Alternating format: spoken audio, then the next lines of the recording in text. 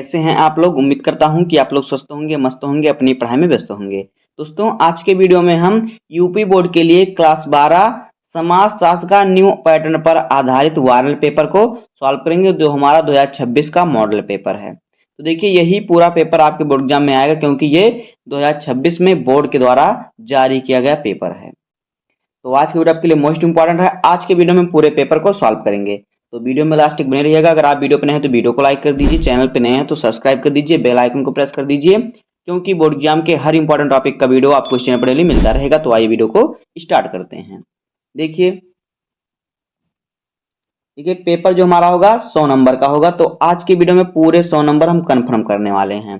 देखिए पेपर जो हमारा 2026 का मॉडल पेपर है, कोड हमारा 359 इंटू GA समाजशास्त्र का पेपर है। समय हमारा होता है 3 घंटे 15 मिनट का। आगे देखिए हमें नोट में क्या दिया हुआ है कि प्रारंभ के 15 मिनट परीक्षार्थियों को प्रश्न पत्र पढ़ने के लिए निर्धारित हैं। कहने का मतलब है कि शुरुआत का जो 15 मिनट होता है उसमें आपको प्रश्न पत्र पढ़ना होता है। 3 घंटा 15 मिनट का आपका पेपर होता है, तो 15 मिनट में आपको पेपर को पढ़ना होता है और 3 घंटे में कॉपी लिखना होता है।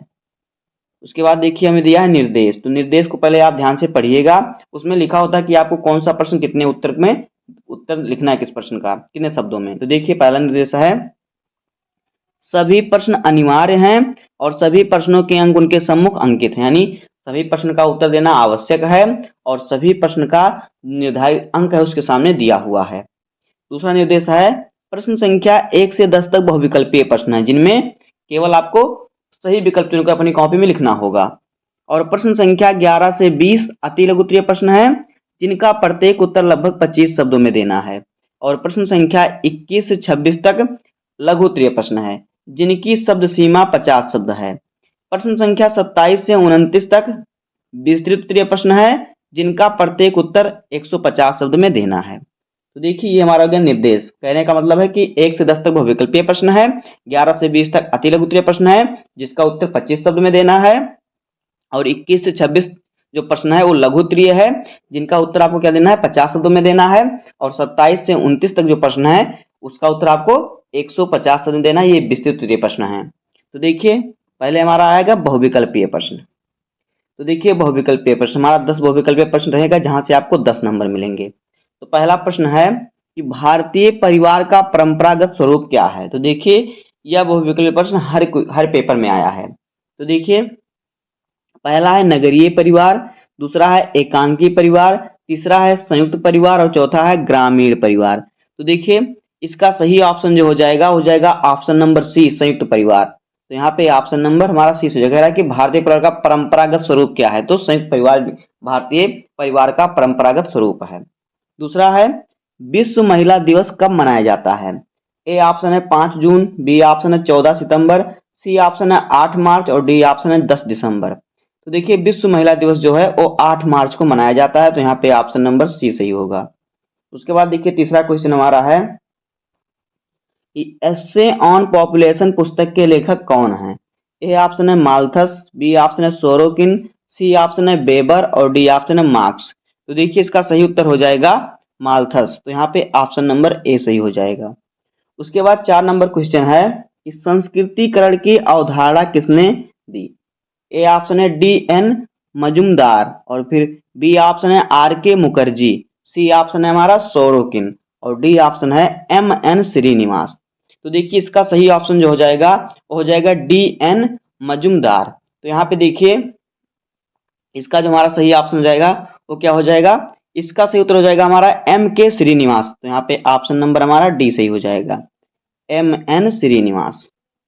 उसके बाद देखिए अगला क्वेश्चन है, निम्नलिखित सामाजिक परिवर्तन की व्याख्या भावनात्मक, चेतनात्मक और आदर्शात्मक अवधारणाओं के माध्यम से की है।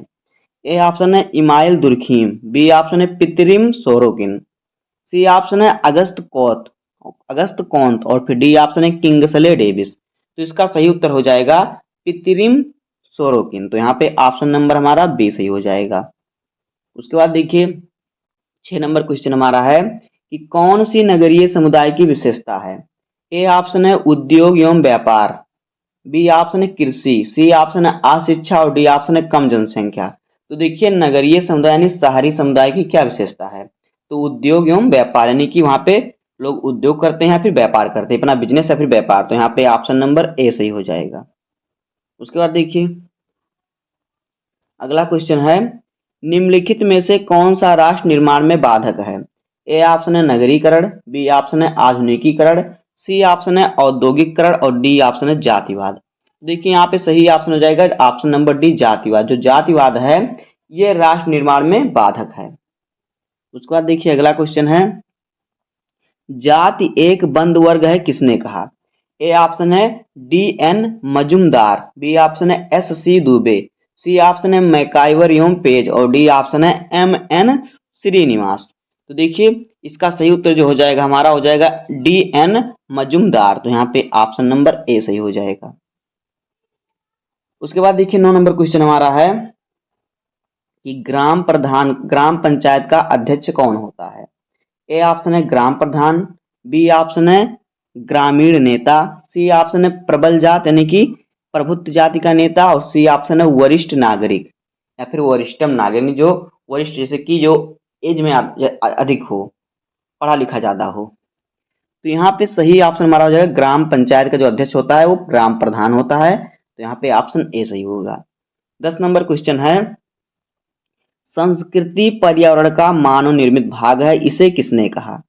ए ऑप्शन है रास, बी ऑप्शन है स्पेंसर, सी ऑप्शन है हर्ष कोविट्स और डी ऑप्शन है सोरोकिन। तो इसका सही उत्तर हो जाएगा हर्ष कोविट्स ने कहा था क्या संस्कृति पर्यावरण का मानव निर्मित भाग है। तो यहाँ पे ऑप्शन नंबर हमारा सी सही हो जाएगा। तो इस प्रकार से आपके 10 बहुविकल्पीय प्रश्न हो गए जहां से आपको 10 नंबर मिलेंगे। उसके बाद देखिए अब हमारा आएगा अति लघुत्तरीय प्रश्न। तो अति लघुत्तरीय प्रश्न हर प्रश्न आपका 3 नंबर का होगा। यहाँ से भी आपको 10 क्वेश्चन आएंगे जहां से आपको मिलेगा 30 नंबर। तो देखिए यहाँ पे पहला 11 नंबर क्वेश्चन है कि नातेदारी से आप क्या समझते हैं? तो देखिए नातेदारी से तात्पर्य ऐसे व्यक्तियों के परस्पर संबंधों की व्यवस्था से है जो प्रजनन एवं वास्तविक वंशावली के आधार पर परस्पर संबंधित होते हैं।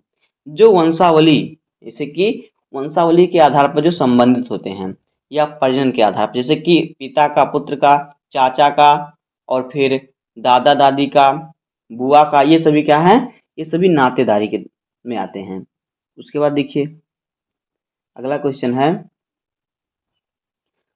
कि सामाजिक परिवर्तन क्या है? तो देखिए सामाजिक परिवर्तन समाज से संबंधित होता है।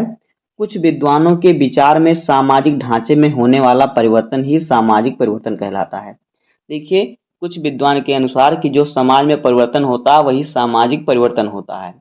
जैसे कि समाज में क्या परिवर्तन, जैसे देखिए पहले समय में लोग बाल विवाह कर देते थे लेकिन अब सब लोग मेच्योर हो जाते हैं तब शादी ब्याह होती है, तो यही सामाजिक परिवर्तन हो गया। कुछ विद्वान कहते हैं देखिए इसके विपरीत अन्य विद्वान सामाजिक संबंधों में अंतर को ही सामाजिक परिवर्तन कहते हैं। कुछ विद्वान जो समाज में अंतर है एक जात से दूसरे जात में, यही सामाजिक परिवर्तन कहते हैं। उसके बाद देखिए अगला क्वेश्चन है कि पर्यावरण आंदोलन के 3 कारण बताइए। तो देखिए पर्यावरणीय आंदोलन के 3 कारण निम्नलिखित हैं।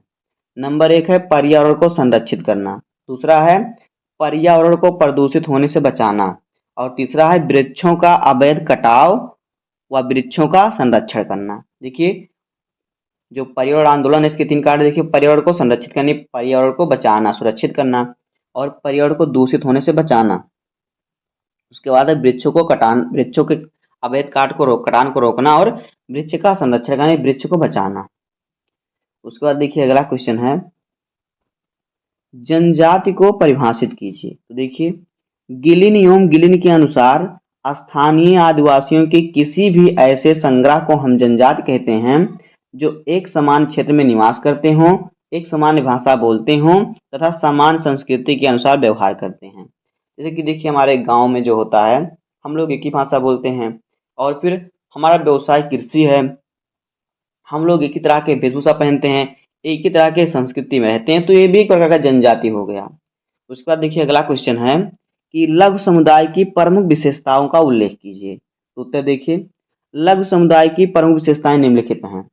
ये लोग निश्चित भूभाग पर कार्य करते हैं, इनका जीवन सामान्य होता है, ये लोग आत्मनिर्भर होते हैं। लघु समुदाय यानी जो छोटा समुदाय होता है, जो गरीब लोग होते हैं, ये लोग क्या होते हैं, ये लोग निश्चित भूभाग पर यानी छोटे से जमीन पर कार्य करते हैं, उसी पर रहते हैं, अपना खेती करते हैं। इनका जीवन सामान्य होता है, आराम से जो कमाते हैं खाते हैं सोते हैं। और ये लोग आत्म जितना कमाएंगे उतना खाएंगे और आत्मनिर्भर होते हैं, नहीं अपने ऊपर निर्भर होते हैं। उसके बाद देखिए अगला क्वेश्चन है, उदारीकरण से आप क्या समझते हैं? तो देखिए उदारीकरण से तात्पर्य अर्थव्यवस्था पर शासन के नियंत्रण में धीरे धीरे शिथिलीकरण और अंततः उसकी समाप्ति से है। दूसरे शब्दों में कहें तो उदारीकरण का अर्थ है अर्थव्यवस्था के कार्यकरण में बाजार की भूमिका की पुनः स्थापना और सरकार के हस्तक्षेप का निषेध करना। यानी कि जो सरकार का नियम बाजार में लागू है उस नियम को धीरे धीरे खत्म करना और अपना वो नियम लागू करना बाजार में, ये होता है उदारीकरण। अगला क्वेश्चन है कि जनजातीय समुदाय की प्रमुख विशेषताओं का उल्लेख कीजिए।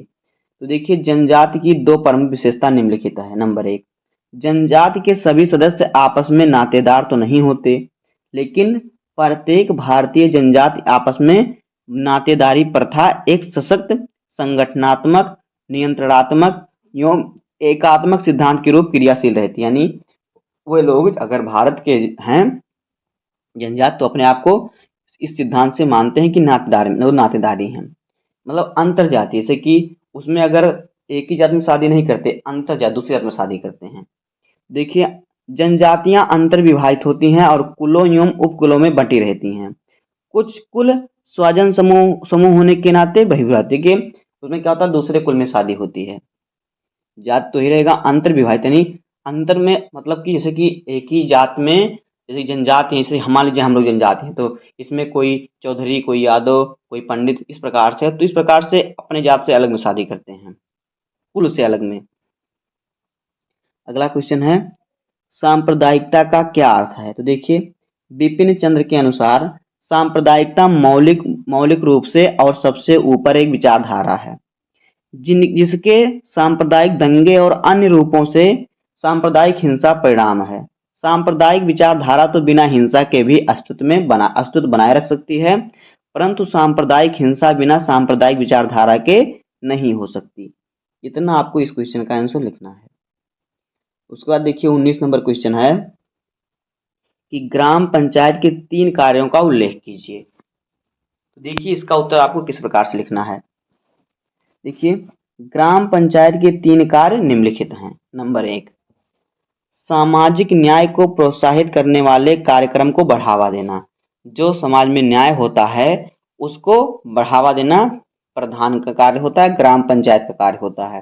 दूसरा, शुल्क यात्री कर जुर्माना अन्य कर आदि लगाना व एकत्र करना, ये भी ग्राम पंचायत का कार्य होता है। उसके बाद सरकारी उत्तरदायित्वों के हस्तांतरण में सहयोग करना और विशेष रूप से वित्त को स्थानीय अधिकारियों तक पहुंचाना। यानी जो कमी है जो जैसे कि सड़क बनवाना है तो वो अधिकारी तक पहुंचाना प्रधान का काम होता है ग्राम पंचायत का। तो इतना आपको इस क्वेश्चन का आंसर लिखना है। उसके बाद देखिए अगला क्वेश्चन हमारा है कि हुंडी से क्या आशय है। तो देखिए हुंडी एक प्रकार का ऋण पत्र होता है, इसे व्यापारी लंबी दूरी के यात्रा में उपयोग करते हैं।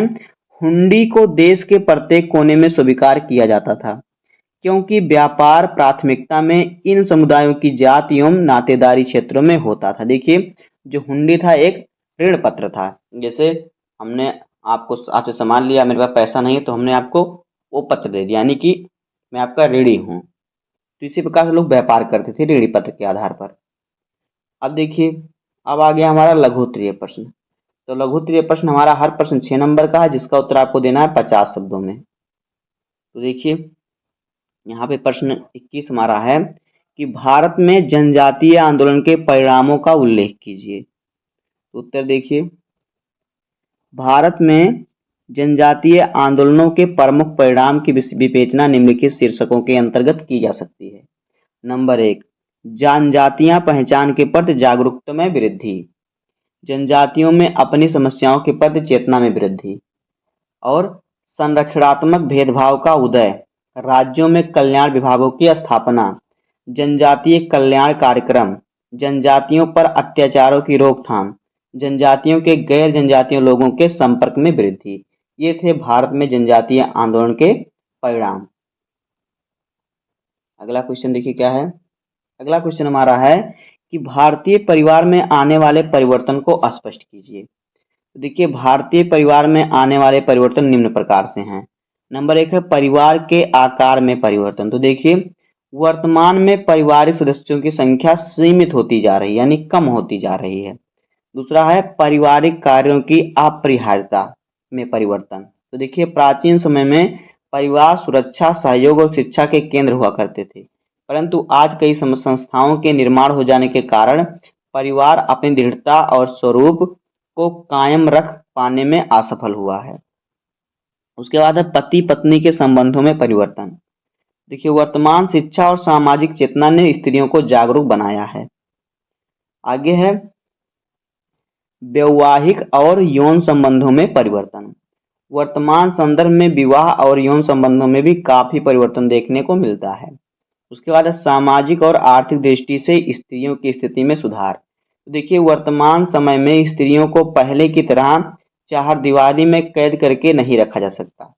पहले जैसे स्त्रियों को चार दीवारी में कैद करके रखता था कि घर से बाहर नहीं जाएंगे, इन्हें पढ़ने का अधिकार नहीं है, तो आज के समय में वो नहीं है। तो ये परिवर्तन हुआ है। इतना आपको लिखना है, यहाँ से आपको मिलेगा 6 नंबर।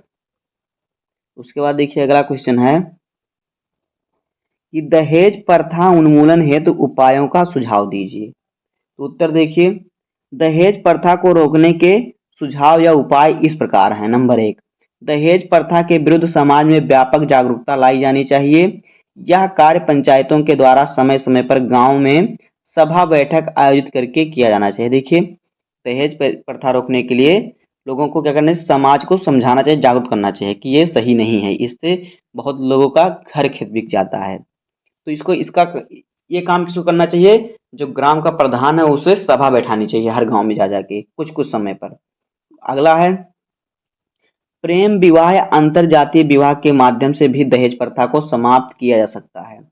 आगे दहेज प्रथा को नियंत्रित करने व दहेज दोषियों को दंडित करने करने के संबंध में कठोर कानून का निर्माण किया जाना चाहिए। और आगे है दहेज प्रथा को रोकने के लिए समाज में जनमत संग्रह कराना चाहिए और दहेज लेने वालों का सामाजिक बहिष्कार किया जाना चाहिए। उसके बाद है दहेज प्रथा को रोकने के लिए वर कन्या को स्वयं नियंत्रण निर्णय लेकर अपने जीवन साथी का फैसला करना चाहिए, तब जाके दहेज प्रथा समाप्त होगी। अगला क्वेश्चन देखिए क्या है। अगला क्वेश्चन है कि सामाजिक परिवर्तन के दो प्रमुख सिद्धांत का वर्णन कीजिए। तो देखिए इसका उत्तर सामाजिक परिवर्तन के दो सिद्धांत निम्नलिखित हैं। नंबर एक, रेखीय या उद्विकास सिद्धांत। इस सिद्धांत के मुख्य प्रवर्तक हर्बर्ट स्पेंसर के अनुसार सामाजिक परिवर्तन धीरे धीरे सरलता से जटिलता की ओर और कुछ निश्चित स्तरों से गुजरकर होता है। यह सामाजिक परिवर्तन का वह रूप है जिसमें परिवर्तन की दिशा सदैव ऊपर की ओर होती है, यानी निरंतर परिवर्तन होता रहता है। दूसरा है चक्रीय सिद्धांत। इस सिद्धांत का मुख्य प्रवर्तक स्पेंगलर, पैरेटो, टाइनबी और सोरोकिन हैं, जो सामाजिक परिवर्तन की दिशा को चक्र की भांति मानते हैं। उनका मत है यानी उनका मानना है कि समाज में परिवर्तन का एक चक्र चलता है। जिस प्रकार से लोगों का समय होता है, कभी दुख कभी सुख, उसी प्रकार से इनका मानना है कि सामाजिक परिवर्तन में भी चक्र चलता है। अब आगे देखिए अगला क्वेश्चन है 25 नंबर क्वेश्चन हमारा है कि सामाजिक परिवर्तन के सिद्धांतों की व्याख्या कीजिए। तो देखिए इसका उत्तर आपको किस प्रकार लिखना है। देखिए नगरीकरण में आने अनेक सामाजिक परिवर्तन किए गए हैं जो निम्नलिखित हैं। नगरीकरण के परिणाम स्वरूप लोगों में व्यक्तित्ववादिता में वृद्धि हुई है। ग्रामीण लोग शहर के व्यवसाय, शिक्षा, रोजगार आदि के अच्छे अवसर देखकर नगरों की ओर आकर्षित हुए। जो गांव के लोग हैं वो शहर में अच्छा नौकरी, अच्छी शिक्षा, अच्छी सुविधा देखकर वहां पर आकर्षित हुए, वहां पर जाने लगे हैं। नगरीकरण के कारण ग्रामीण समाज में के मनोरंजन के साधन परिवर्तित हो गए हैं। तब ऐसा जब होने लगा ज़्यादा लोग, तो देखिए गांव में भी अब शहर की जैसा व्यवस्था होने लगा। उसके बाद देखिए नगरीकरण का अर्थ होता है मतलब कि नगरीकरण मतलब कि गांव का शहर में परिवर्तन हो जाता नगरीकरण। नगरीकरण के कारण ग्रामीण समाज में यातायात तथा संचार के साधन अत्यधिक विकसित हुए हैं और नगरीकरण द्वितीयक समितियों का विकास संभव हुआ है। नगरीकरण समाज में प्रतिस्पर्धा बढ़ती है, साथ ही साथ व्यापार एवं वाणिज्य के क्षेत्र में विकास होता है जो भारत में भी दिखाई देता है। इस प्रकार से इतना आपको लिखना है इस क्वेश्चन का आंसर, तब जाके आपको मिलेंगे 6 नंबर। आगे देखिए, अगला हमारा है 26 नंबर क्वेश्चन कि आप पूर्वाग्रह और अन्य किस्म की राय अथवा विश्वास के बीच कैसे भेद करेंगे। तो देखिए, पूर्वाग्रह से आशय है पूर्व निर्णय से, अर्थात वह धारणा जो विषय को बिना जाने और बिना उसके तथ्यों को जांचे आरंभ में ही बना ली जाती है। एक समूह के सदस्यों द्वारा दूसरे समूह के विषय में पूर्व कल्पित विचार या व्यवहार को ही पूर्वाग्रह कहते हैं। यानी कि दो समूह है, मान लीजिए एक आपके घर का समूह है, एक आपके पड़ोसी के घर का समूह है, दोनों में कुछ झगड़ा हो गया। अब आप अपने ही बिना उनके बताए अपने विचार जान लेते हैं कि वो जा रहे हैं पुलिस के यहाँ केस करने, तो यही हो गया पूर्वाग्रह। इसके आगे देखिए, इसके अनुसार पूरे समुदाय को एकल व्यक्ति के रूप में देखा जाता है। भारत जैसे देश में जो बहुत समय तक उपनिवेश रहा, अनेक रूढ़िबद्ध विचार उपनिवेशकों की देन है। जैसे कुछ समुदायों को वीर प्रजाति, कुछ को कायर और कुछ को पौरुषुन तथा कुछ को दगाबाज समुदाय की संज्ञा दी गई है। इतना आपको लिखना है इस क्वेश्चन का आंसर। अब आगे देखिए, अगला क्वेश्चन हमारा है दीर्घ उत्तरीय प्रश्न। तो देखिए यहाँ पे हमारा 27 नंबर क्वेश्चन है कि जाति से आप क्या समझते हैं। जाति प्रथा में परिवर्तन लाने वाले उत्तरदायी कारकों की विवेचना कीजिए। तो यह क्वेश्चन आपका 10 नंबर का है। इसका उत्तर आपको 150 शब्दों में लिखना है। तो इतने सभी क्वेश्चनों को आप तैयार कर लीजिएगा। उसके बाद देखिए, अथवा करके दिया है, संप्रदायवाद क्या है, भारत में इसके कारण एवं परिणामों की विवेचना कीजिए। तो इस प्रकार से जब दो क्वेश्चन आपको देगा अथवा करके, तो आपको दोनों में से सिर्फ एक क्वेश्चन सॉल्व करना होगा, आपको 10 नंबर पूरे मिलेंगे, दोनों नहीं करना है वरना आपका टाइम ही बर्बाद होगा। और 28 नंबर क्वेश्चन है, पंचायती राज व्यवस्था पर एक निबंध लिखिए। अथवा हरित क्रांति से आप क्या समझते हैं, ग्रामीण समाजों में इससे उत्पन्न परिवर्तनों का वर्णन कीजिए। यहाँ पर भी दोनों में से आपको एक ही करना होगा, लेकिन आपको क्या करना है, तैयार अभी से आपको कुल कर लेना है।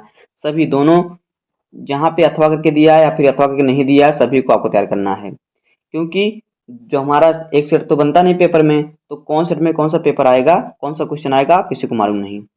29 नंबर क्वेश्चन है, भारत में प्रमुख महिला आंदोलन की व्याख्या कीजिए। सरकार द्वारा महिलाओं के हित में किए गए प्रयत्नों का उल्लेख कीजिए।